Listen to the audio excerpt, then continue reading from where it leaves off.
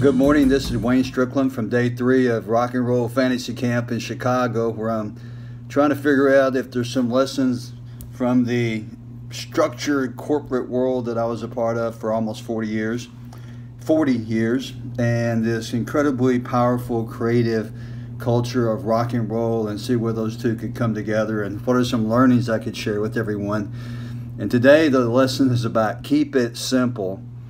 You know, part of what you do here at this fantasy camp is they assign you a counselor, and the counselor is some terrific musician that you may know, maybe a local musician or international, and they are skilled beyond your wildest dreams.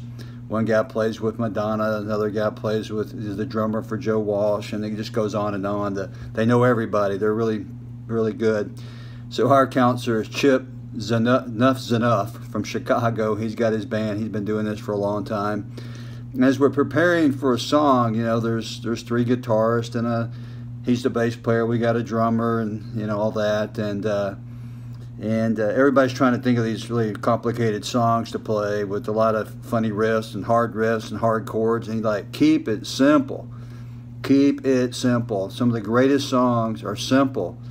There's pretty common chord changes and pretty common notes and pretty easy melody, and so that's what we did. We picked out a couple of songs. We played one with Nancy Wilson yesterday, and he kept it simple. And we're preparing to play one today or 2 today with Chris Layton, and then tomorrow's Buddy Guy. And it's keep it simple. You don't have to be complicated. Some of the greatest things are simple. So my lesson today for all of us leaders is, how simple do we make it? Do we make it simple, or we make it complicated because we can?